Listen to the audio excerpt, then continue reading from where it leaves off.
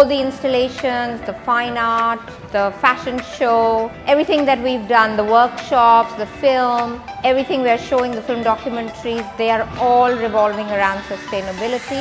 We've had amazing collaborations this year.